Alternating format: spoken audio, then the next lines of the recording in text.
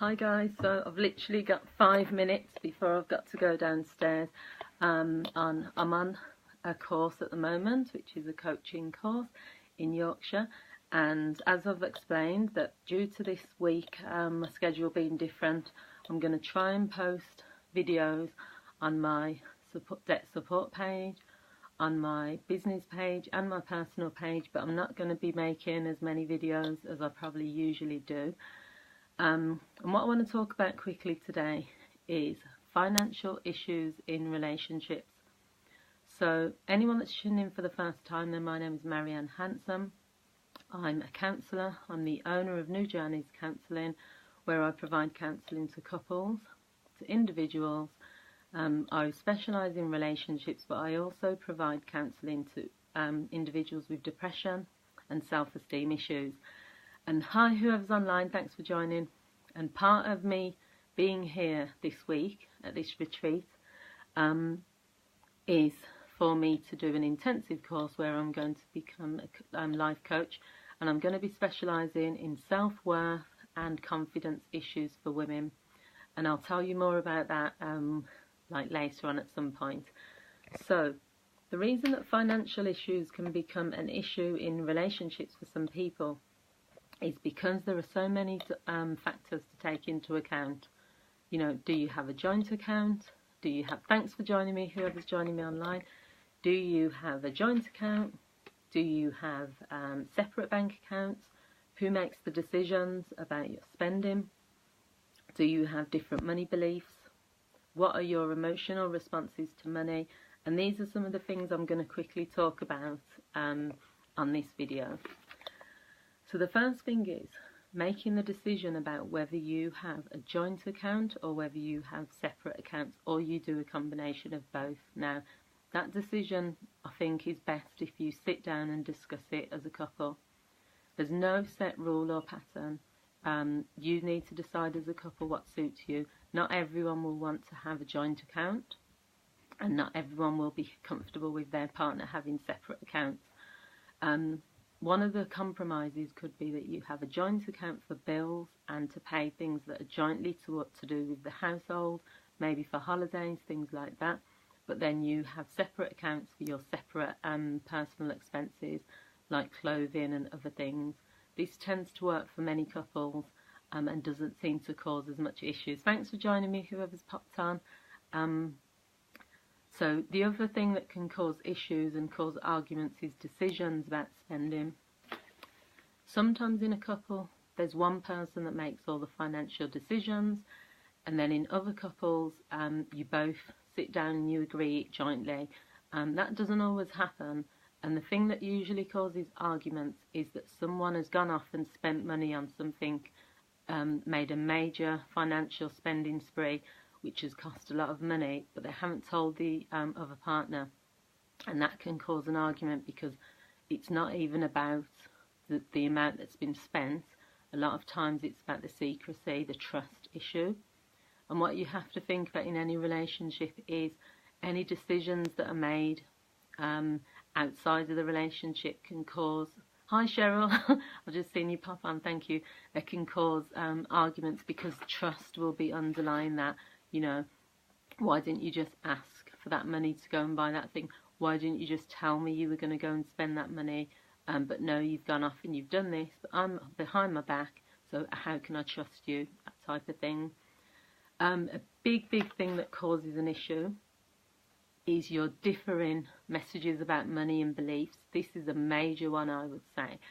If you're with someone whose beliefs from childhood have been that, you know, you don't spend money on certain things, and money, there's never enough money to go around, and you know, you have to be really, you have to budget for absolutely everything. But then you've got another person who grew up and they could have anything they wanted, and they used to go on spending sprees, 5-star holidays.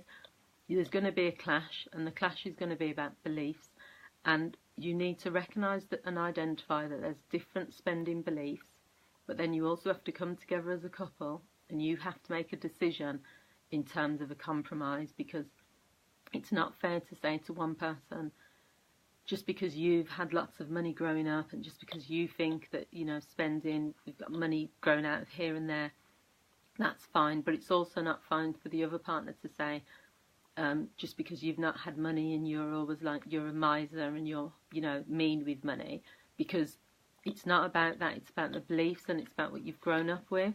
And it's hard for people to just change their habits when they go into a relationship, unless they kind of identify that this is the pattern that they've had. Another thing is your emotional responses to money, how you value money or not. Hi, whoever's online, thanks for joining. This is a big one, because a lot of arguments can be caused purely because of emotional responses to money.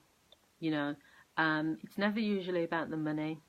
So when your wife comes in with a new pair of shoes, another pair of boots, you know, or handbag, and you go completely crazy, you're always spending money, what is wrong with you? Oh, I'm going to have to go out now and get another job, or oh, you're only with me for my money, or all of that's coming from a different place. Fear, it's coming from scarcity, it's also coming from, you know, respect, it's coming from, you know, why have you gone and spent all of that money? Now I'm going to have to work even harder. Do you value the money more than me? Are you expecting me to fund all of these shopping trips? So it's about how you communicate that. You know, it's about communicating what's really going on for you. What are you really feeling? You know, it's never, any arguments that occur are never really about what the person is arguing about. There's always an underlying emotion. So that's what you need to do, is to just understand, why am I getting so angry with my wife? Because she's treated herself to a pair of shoes, especially when, you know, she doesn't really buy much all of the time, but this really gets me angry. What's underneath it? You know, because there always is something.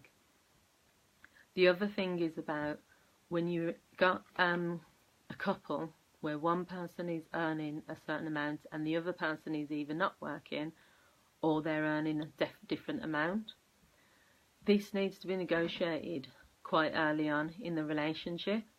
If you've made a decision that your partner can stay at home with the kids, for example, or one partner doesn't have to work full-time, they can work part-time because they're working on other projects, you can't then get into arguments with them and say things like, well, I'm the one that's getting all the earning all the money, or, you know, you only work part-time, or you're only you don't understand, I can control the money because I earn the most. You know, so you need to be clear that if you've negotiated how it's going to go, the role in the family, then you can't then use that to get into arguments and disagreements with your partner. And then the final thing really is about debts. Now that includes, excuse me, I'm just going to, that includes the debts that you came into the relationship with, negotiating and discussing them quite early on, but it also includes how you continue to spend whilst you're in a relationship. If you're someone that has created debts previously, if you're someone that isn't very good at managing money, it's your responsibility to change that when you're in a relationship. It's not your partner's responsibility to take on those debts and take on your baggage. You have to own that. You have to take responsibility. That causes a lot of arguments, because if someone has got credit card addictions or is just really, really bad with money, now that you're a couple, it's going to impact the both of you. So thanks for watching. I've got to make this quick. I'm going to be making more videos throughout this week whilst I'm away in Yorkshire. I wish I could show you the view. I'm going to try. Yeah, that's the view outside my window. As I've said, I'm training to become a life coach, and I better go downstairs now because my course is about to start. Thank you everyone for tuning in today, and look out for more videos this week. Take care and have a fantastic day. Bye.